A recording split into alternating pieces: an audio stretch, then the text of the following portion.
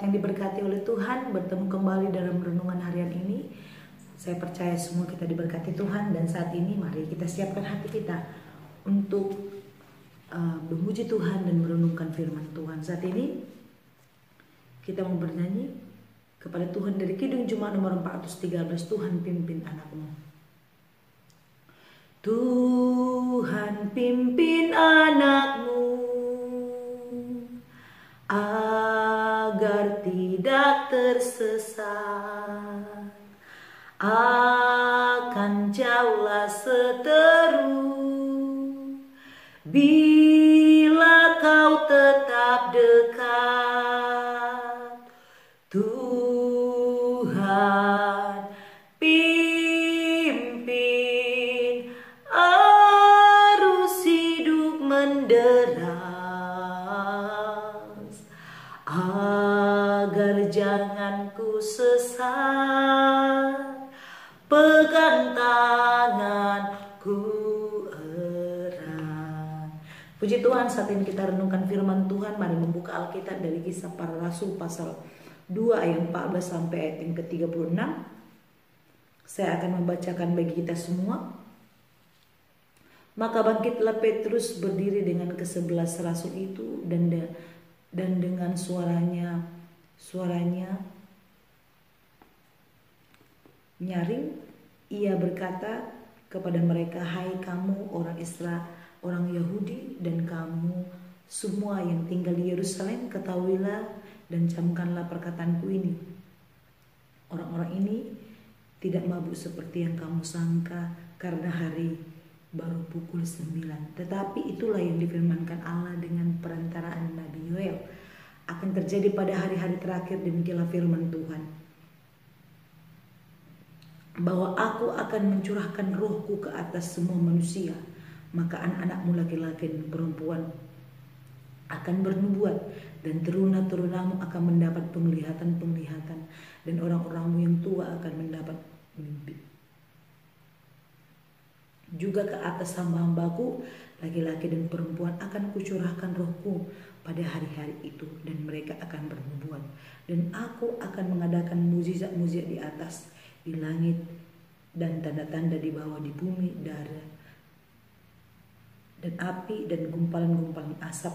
Matahari akan berubah menjadi gelap gulita, dan bulan menjadi darah, sebelum datangnya hari Tuhan, hari yang besar dan mulia itu. Dan barang siapa yang berseru kepada nama Tuhan akan diselamatkan. Hai orang-orang Israel, dengarlah perkataan ini.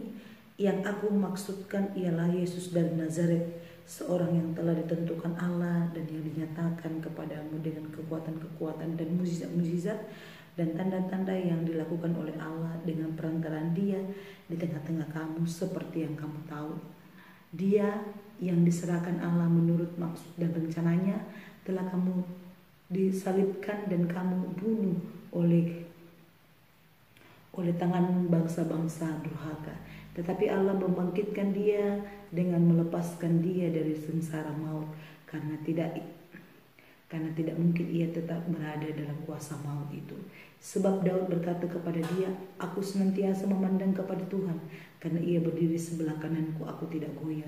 Sebab itu hatiku bersuka cita dan jiwaku bersorak-sorai, bahkan tubuhku akan diam dengan tentram. Sebab Engkau tidak menyerahkan aku kepada dunia orang mati, dan tidak membiarkan orang kudus-Mu melihat kebinasaan. Engkau memberitahukan kepadaku jalan kehidupan, Engkau akan melimpahi aku dengan sukacita di hadapan-Mu. Saudara-saudara, aku boleh berkata-kata dengan terus terang kepadamu tentang Daud, bapa bangsa kita. Ia telah mati dan dikubur, dan kuburannya masih ada pada kita sampai hari ini.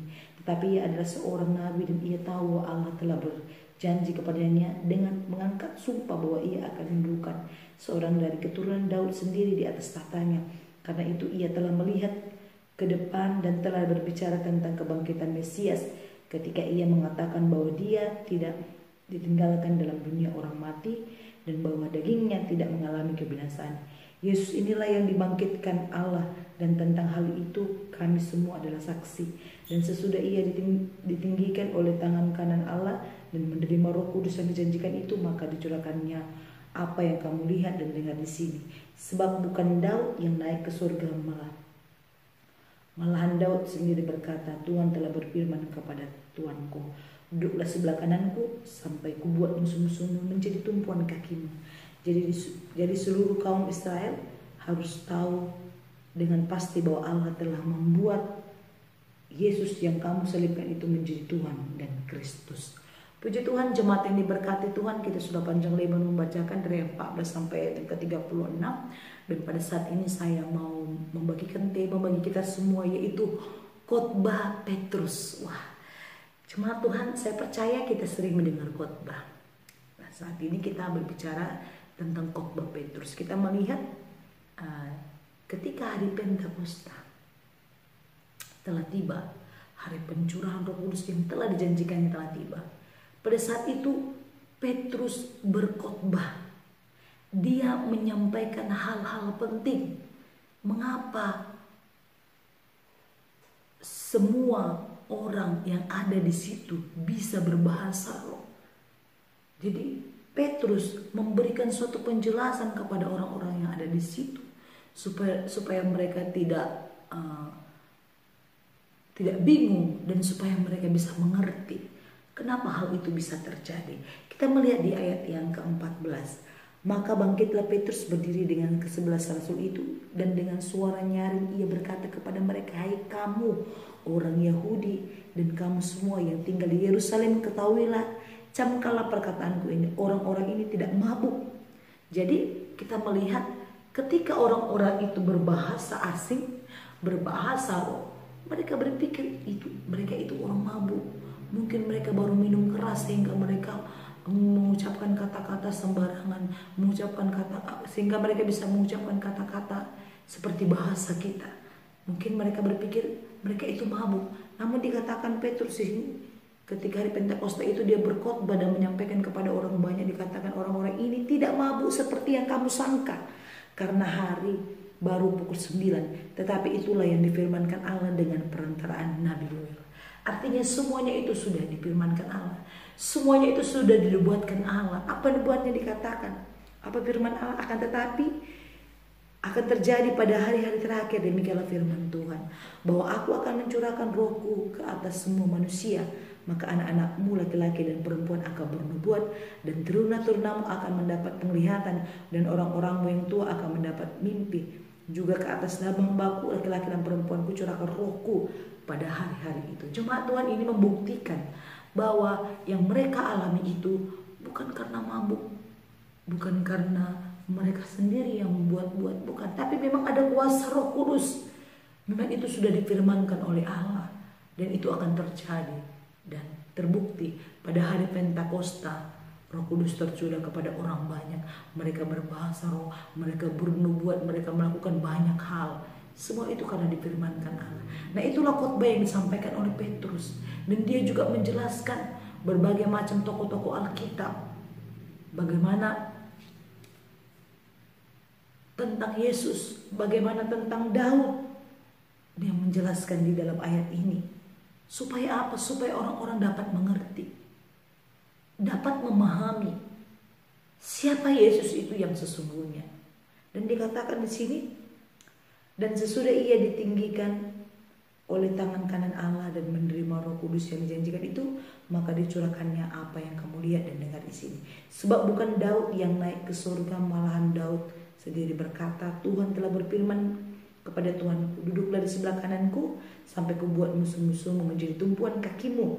Jadi seluruh kaum Israel harus tahu dengan pasti, dikatakan harus tahu dengan pasti bahwa Allah telah membuat Yesus yang kamu salibkan itu menjadi Tuhan dan Kristus. Jadi jemaat yang diberkati oleh Tuhan, Petrus dalam khotbahnya juga menjelaskan bahwa yang pertama tadi, bahwa orang-orang yang seperti mabuk itu, mereka bukan mabuk, tapi ada Roh Kudus bekerja dalam hati mereka. Roh Kudus tercurah. Kemudian Petrus juga berkata cerita tentang bagaimana Daud.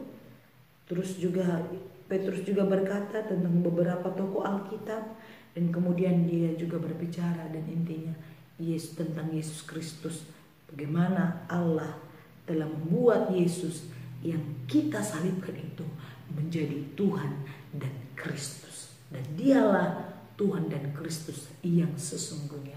Oleh karena itu jemaat diberkati oleh Tuhan. Saya merindukan kita boleh tetap percaya kepada Tuhan sampai kita menutup mata, sampai kita terangkat ke surga. Percaya kepada Tuhan, menghidupi firman-Nya, mengimani setiap apa yang diperkatakan firman Tuhan. Demikian firman Tuhan, mari kita berdoa. Terima kasih Bapa, kami bersyukur buat hari ini kami sudah mendengarkan firman-Mu. Firman-Mu boleh menjadi berita dalam hidup kami. Materikan firman-Mu dalam hati kami dan ajar kami melakukannya.